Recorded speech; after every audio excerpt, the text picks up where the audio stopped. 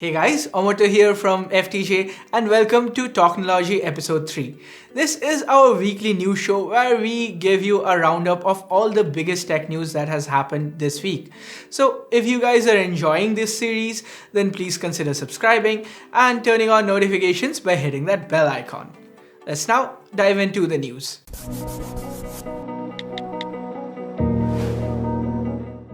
So the biggest news development this week is that ARM Technologies is up for sale. Now, for those of you who don't know, ARM or ARM Technologies is behind every major mobile processor that we see today. So from everything from Qualcomm to MediaTek to even Apple with their A series chips, all of them are based on the ARM architecture. So SoftBank is actually the major stakeholder of ARM. They bought ARM for around 32 billion US dollars in 2016. And fast forward to 2020 and SoftBank is in a little bit of financial trouble.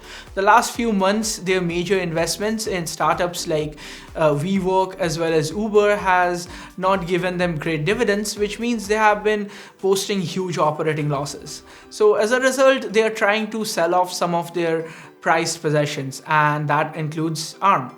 So what sort of companies would be interested in buying ARM? Well, as of right now, it looks like Nvidia is the top contender. They're the biggest graphic chip manufacturer in the world right now, and their company is evaluated at over 250 billion US dollars. So current evaluation for ARM is around 44 billion US dollars. So that would make this one of the biggest moves in the chip industry. It's not just Nvidia though, other companies including Apple are also interested in buying ARM. So let's see how this deal works out and if SoftBank actually ends up selling ARM in the first place. And if they do, let's see who picks it up, because depending on who picks up ARM, if it is Nvidia or if it is Apple or anyone else, it could mean wide changes. Like for example, Nvidia themselves have been trying to get into the mobile industry for a while now. If you guys remember, the Nvidia Shield TV and even the Nintendo Switch, they run on Nvidia mobile processors, the Tegra X1 to be more precise. So with ARM technologies in their arsenal, Nvidia would become a huge force in the mobile industry once again. So interesting times ahead for smartphones. Let's see what happens. On to the second biggest news story this week, and we have some smartphone leaks for you guys. The OPPO Reno 4 that's supposed to be launching on the 31st of July, so this month in India, has apparently been leaked. And there are some interesting news here, guys. This is not exactly the same phone that has been launched in China. So if you guys remember, the OPPO Reno 4 that had been launched in China, that came with 3 cameras to the back. But leaks points towards the OPPO Reno 4 India version to launch with 4 cameras. So what are these cameras going to be? Well, as far as the rumors are concerned right now, we are looking at a 48 megapixel primary camera, an 8 megapixel ultra wide camera, and a 2 megapixel depth sensor. Well, these 3 are the same as the Chinese variant, but the additional camera, that's supposed to be a 2 megapixel macro sensor. No confirmations yet, but that's what the leaks have been right now. As for the rest of the specs, we have a 6.55 inch AMOLED screen at 90 Hz, and powering that should be a 7 series processor.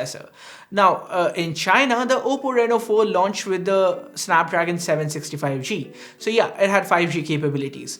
But the global variant, or rather the Indian variant, that's supposed to be launching with a 4G powered chip and a lower range 7 series chip. So something like maybe a 730G or even a 720G.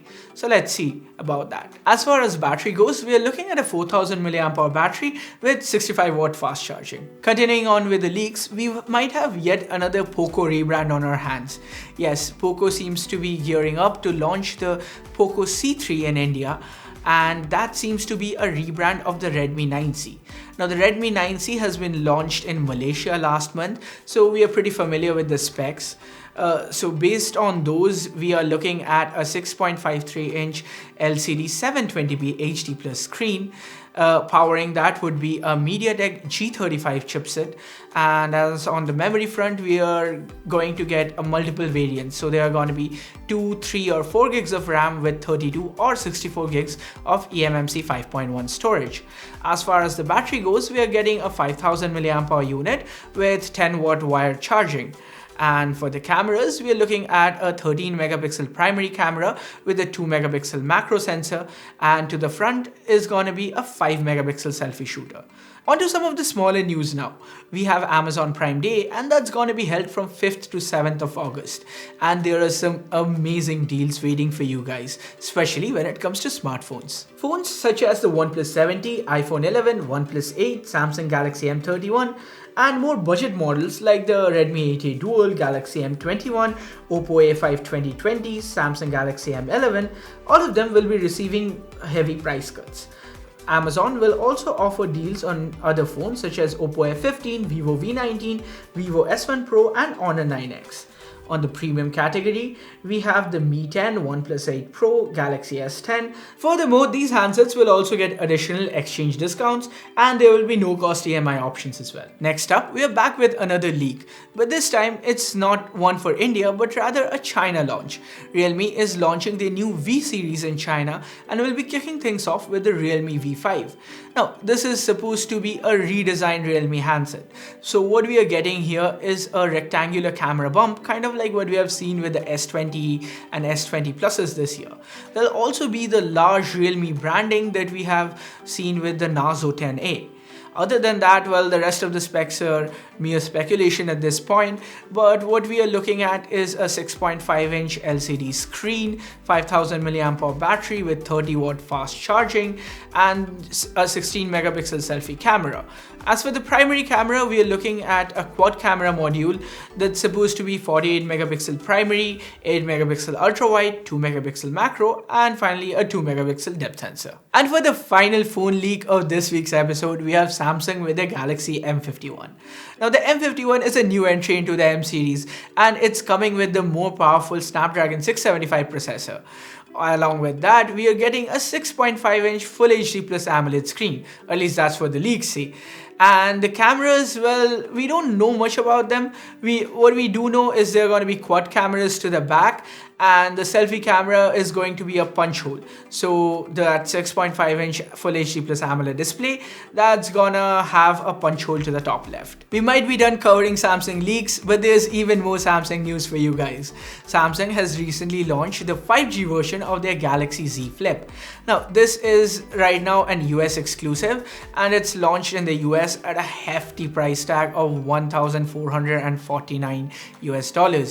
Not only that, there's very minimum upgrades in here. The 855 Plus processor inside has been upgraded to an 865 Plus. So yeah, that's how we get the 5G capabilities. Other than that, well, right now there are no plans for the 5G version of the Z Flip to be launched in India. If you guys want to know more about the Z Flip, well, then we covered it in our primary channel, C4E Tech. Here's a card to that in case you guys are interested.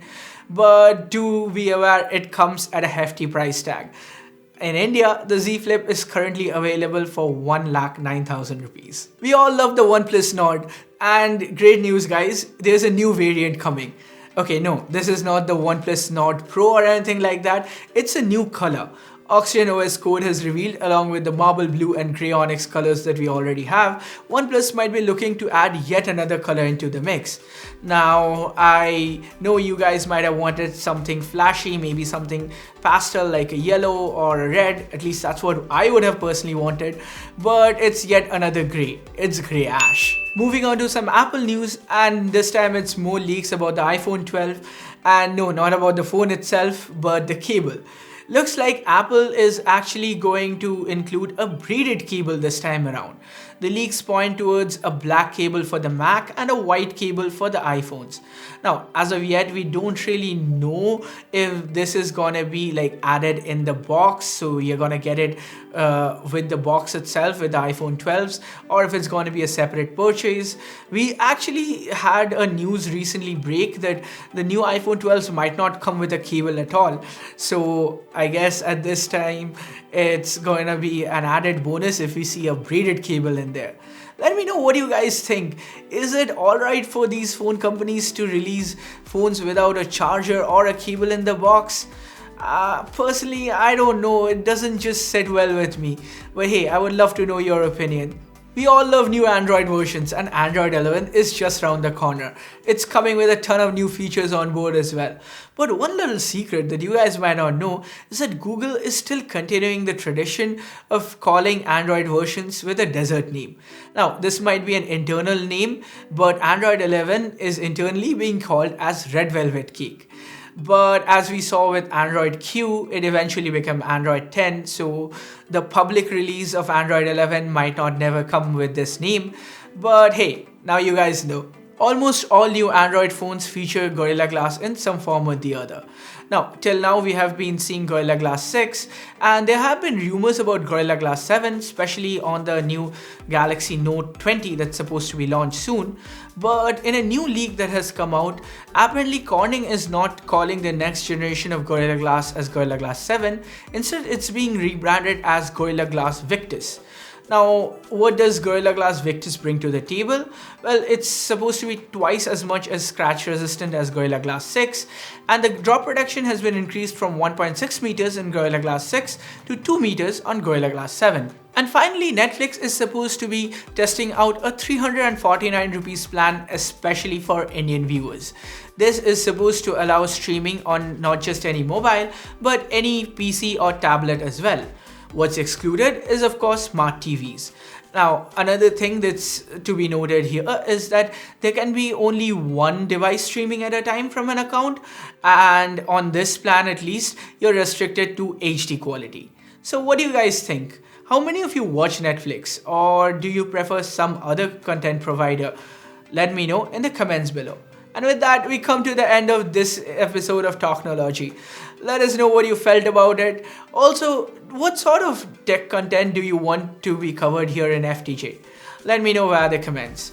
As always, like, share, subscribe, and turn on notifications by hitting the bell icon if you haven't yet.